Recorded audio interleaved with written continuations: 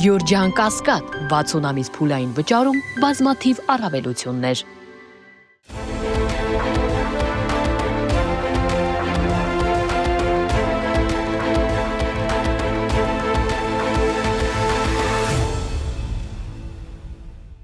Բարև ձեզ, Մեդիահաբի հարգելի հետևորդներ,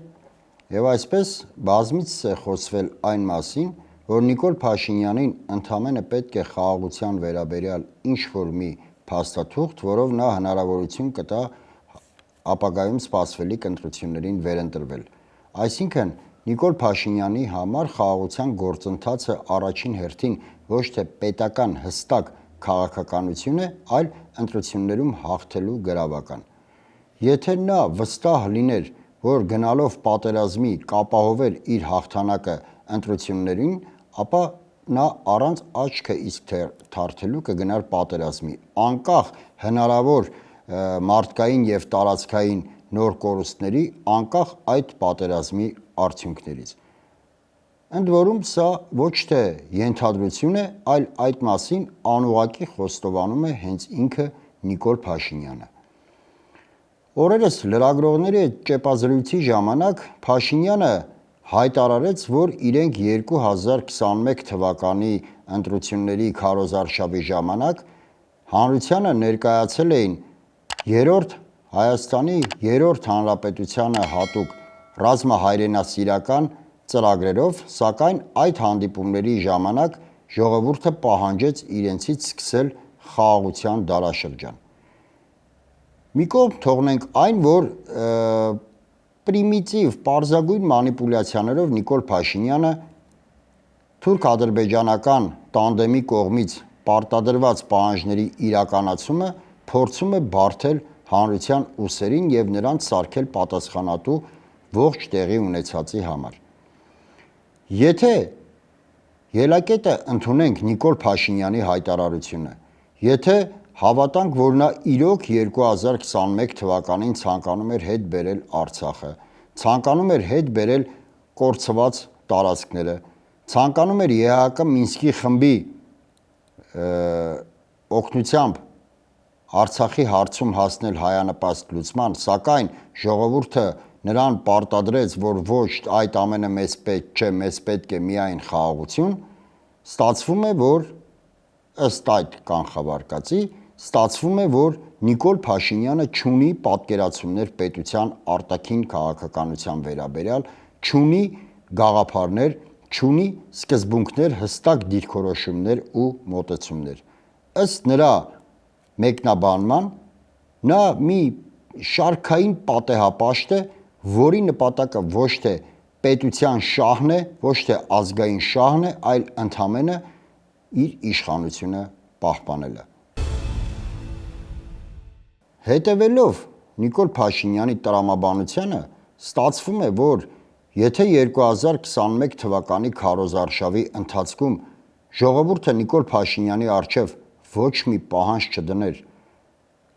այլ ավելին ողջուներ այն նախընտրական ծրագիրը, որով հանրությանն էր ներկայացել Փաշինյանը, ապա նա առճակատման կգնար Ադրբեջանի հետ, պատերազմի կգնար Ադրբեջանի հետ, այնուհետև կրկին կակնկալեր, շեշտում եմ, անկախ պատերազմի արդյունքներից, այնուհետև կրկին կակնկալեր հանրության քվեն, որովհետև ըստ Փաշինյանի կստացվեր, որ ժողովուրդը պատերազմ էր ուզում, ինչն էլ նա ապահովեց։ Սակայն իրականում ժողովուրդը Նիկոլ Փաշինյանի առաջ 2021 թվականին որևէ պահանջ չի դրել, ավելին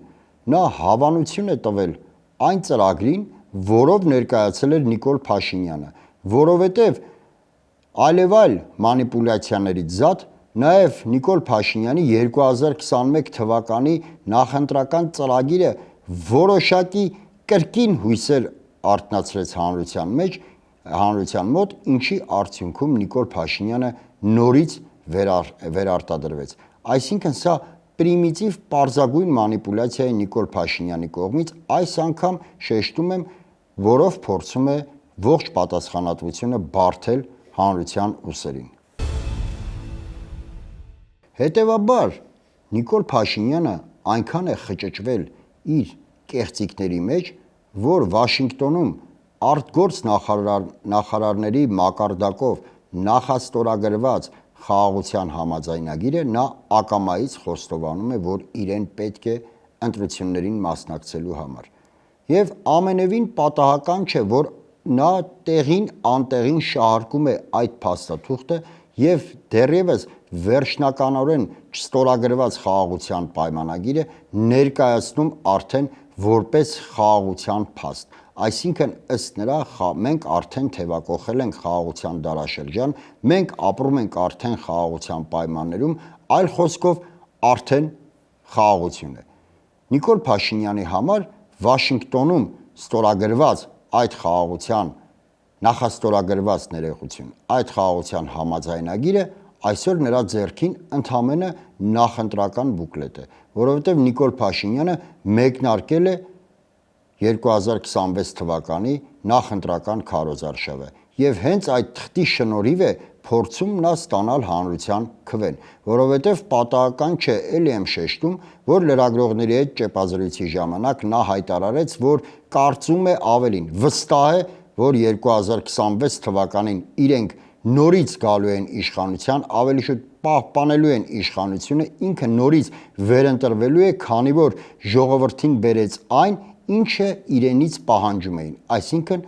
ժողովրդին բերեց խաղաղության։ Հարգելի հետևորդներ, ելի եմ ուզում շեշտել, որ Վաշինգտոնում ընդամենը արտաքին գործերի նախարարների մակարդակով նախաստորագրվել է խաղաղության համաձայնագիր եւ այն ներկայացնել արդեն որպես հաստատված փաստ,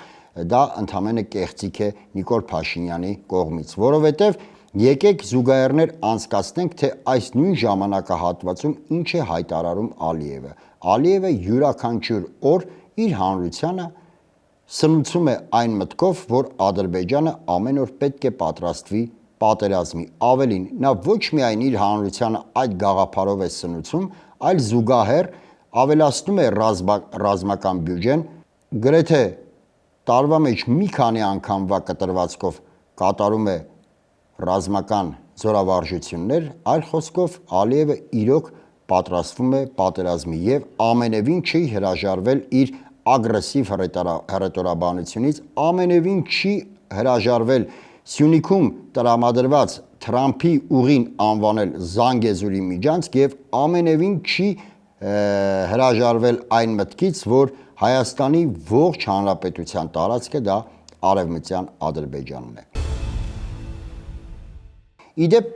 քանի որ խոսեցինք 2026 թվականից եւ շատ է քննարկվում այն հնարավոր տարբերակը, որ չի բացառվում ընտրությունները տեղի ունենան արտահերթ, ապա այդ հարցին նույնպես անդրադարձել է Նիկոլ Փաշինյանը լրագրողների հետ այդ նույն ճեպազրույցի ժամանակ։ Ըստ նրա, արտահերթ ընտրությունների թեման նույնպես քննարկվել է ՔՊ-ում, սակայն ՔՊ-ն մերժել է այդ օրակարգը։ Ոչ ոքի համար գաղտնիք չէ, որ ՔՊ որպես այդպիսին քաղաքական միավոր կամ կուսակցություն գոյություն չունի։ Կան ընդամենը Նիկոլ Փաշինյանը եւ նրա շուրջ հավաքված մարդիկ, որոնք հլու հնազանդ կատարում են Նիկոլ Փաշինյանի հրահանգները։ Բացառվում է, որպեսի ՔՊ-ն հաստատեր կամ մերժեր որևէ օրակարգ, եթե այդ օրակարգին կողմ կամ դեմ լիներ Նիկոլ Փաշինյանը։ Այն, որ այսօր արտահերթ ընտրությունների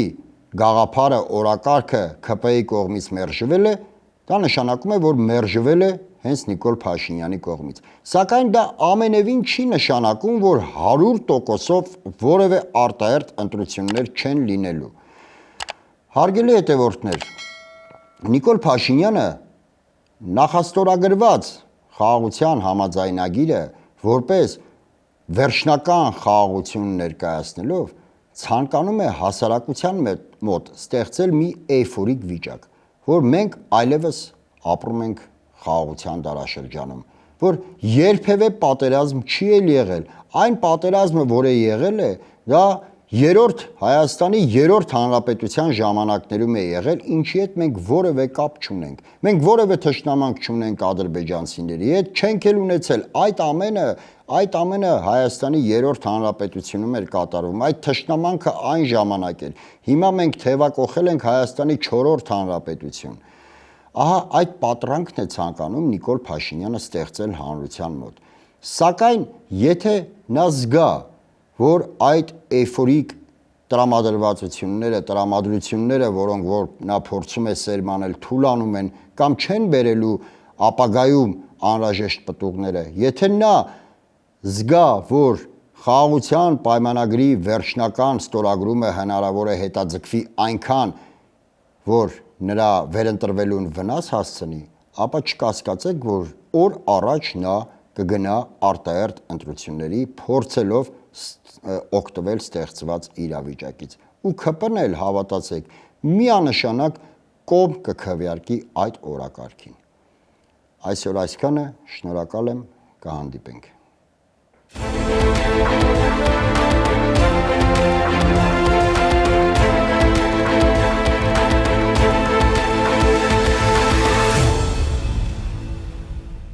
Գյուրջան Կասկադ 60 ամիս փուլային վճարում, բազմաթիվ առավելություններ։